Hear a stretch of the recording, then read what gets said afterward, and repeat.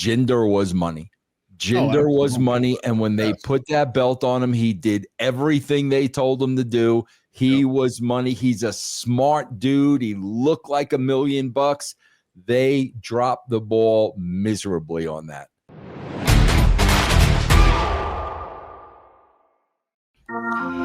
What's going on, everybody? This is Dr. Chris Featherstone with Vince Russo for another episode of Running Through Russo.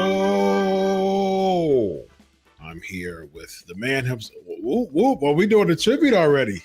Very nice. We got a super move. Doing wow.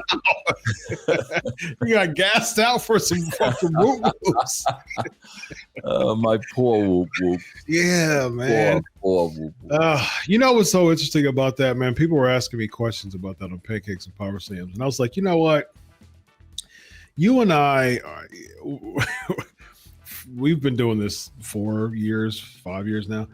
And we had a thing about putting over stars who weren't being put over on WWE. I mean, we did that. Eva Marie so much that she started following us both on Twitter because she was so happy that we were putting her over, despite WWE putting her over. Then we did it with Mandy Rose and Dana Brooke with the bouncies. And we did it with Veer Mahan, put him over. That became a thing. And then we put over the whoop whoops. Like we just put but bro, do you see a pattern here? Everybody we put over to get rid of. I'm not trying to say that. With the point. We got the point. It makes me wonder. It makes me wonder if they see like they're getting put over so much by us that they're like, we want to still put the thumb. I call it the Ryback effect, man. We still want to put the thumb on the wrestlers. And so, you and I have talked about that, Vince. Like, WWE oftentimes is notorious with putting their thumb on wrestlers.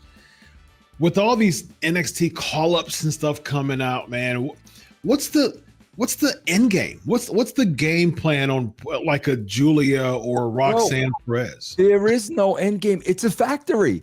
It really is, Chris. It's a factory. We'll bring somebody in. Sean will give them the hug in the hat. We'll bring them in. We'll cycle them through. The cycle's over.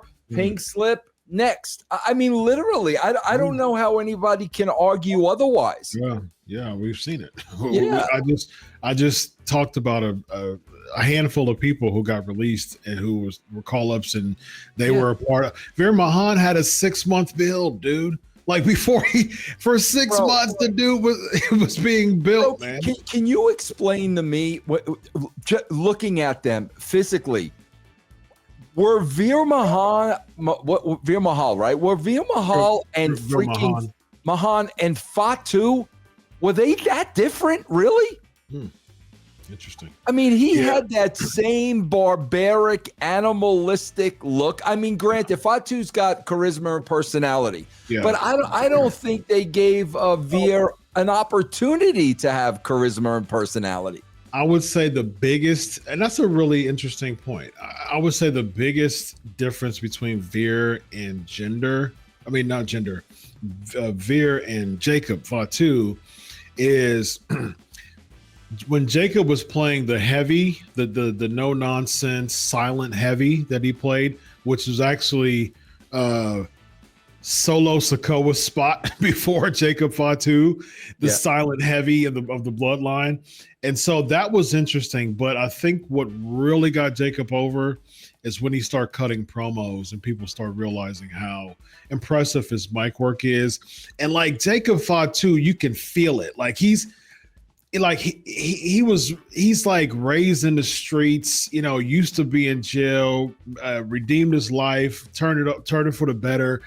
You have that story with Jacob because people watch the interviews and they know about that stuff. So when he's cutting those promos and when he has that type of, from the streets character, it doesn't feel gimmicky. Like Veer felt gimmicky to me. Yeah, but bro, it felt gimmicky too. They helped make it feel gimmicky because remember they had face paint on them and all that stuff.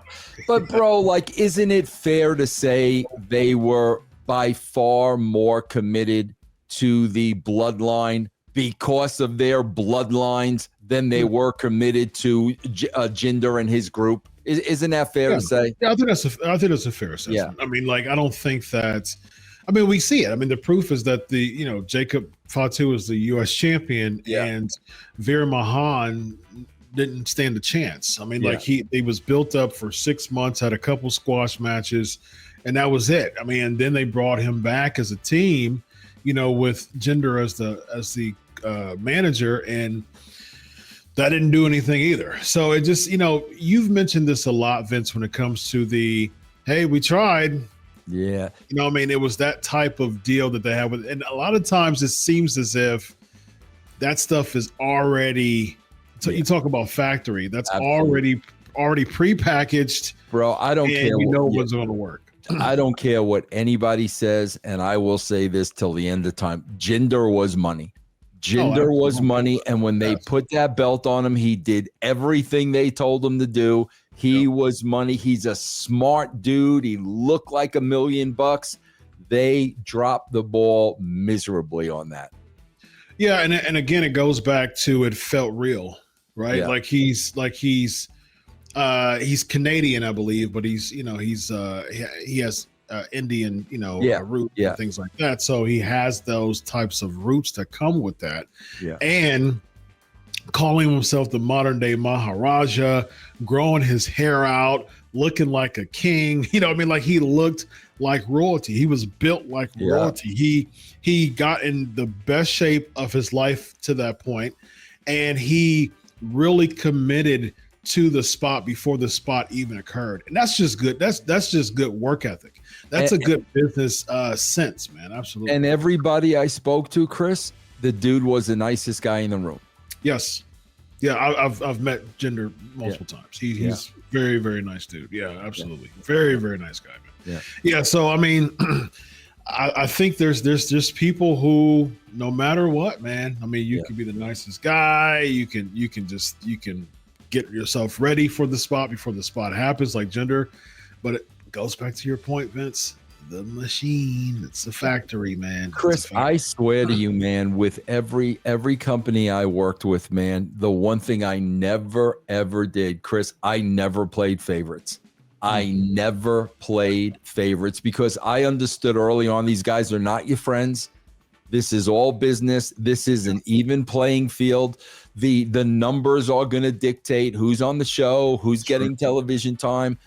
You watch this show and that's somebody's favorite. That's somebody's favorite. That's somebody's favorite. You could tell it a mile away. You absolutely can. I mean, like, I hate to say it. I might get heat for it, but I mean, Vince, come on, that's par for the course. But here's the thing, EO Sky. I've said this on Twitter, man, and I stand by it. I mean, kudos to her for being successful and all that. She's there to win championships. Done. She's won multiple. I'm for it. Good for her.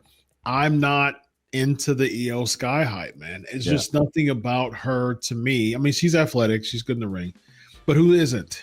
You know what I mean? Like, that's if that's, to me, if that's a litmus test of who you should push or who you shouldn't push, that's a very bad litmus test because you wouldn't be in the WWE if you didn't have some type of athleticism or something that's interesting enough for me to even bring you anyways. So if it's like, okay, well, the reason why EO Sky is being pushed because she's a good female wrestler. Okay, the Whoop Whoops were good female wrestlers. Exactly, so right.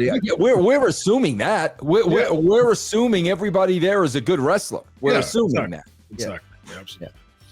Let's talk about Alistair Black coming in to the WWE. He came back and he got right into a program with The Miz. I mean, you get this hype, these vignettes, and then The Miz. I mean, again, I think the biggest reason why he's getting a lot of flack from people from this return is that people are saying, okay, what are you doing? Why aren't you making him feel bigger and having like main event spots? The Miz has not been a main event player for several years and has had abysmal win-loss records over the past half decade at least. What is having a 50-50 match with The Miz going to do to help someone who's making his return. How would you have booked Alistair Black? Well, bro, listen, they've done the same exact thing with Rusev at the same exact time. Yes. They've done the same exact thing. Bro, seriously, these are two guys returning back to the company, putting them right in a 50-50 match against people you know they're going to beat. It's identical. Chris, I really, like, I know this is booking with Russo, but I swear to God, bro, the more and more and more I think about this, and I think I mentioned this to you, Chris, but I had my greatest success at the WWE because Vince McMahon had my back. I never had to worry about politics. Mm-hmm. When I went to WCW, when I went to TNA, there were politics. What that meant, bro, was as politics became a part of my job and dealing with the politics, it took time away from creative. WWE, I was 100%. I never had to worry about knives in my back, not for a second.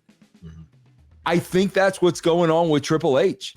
I really do, bro. I believe there is such a chess game going on now between him and The Rock and who's in whose camp. And he's protecting the spot. I think there is so much of that going on that creative is, again, okay, man, we've got to fulfill a contract. We just got to write a show and send it in, because that's what it feels like with these shows. We're writing a show and sending it in.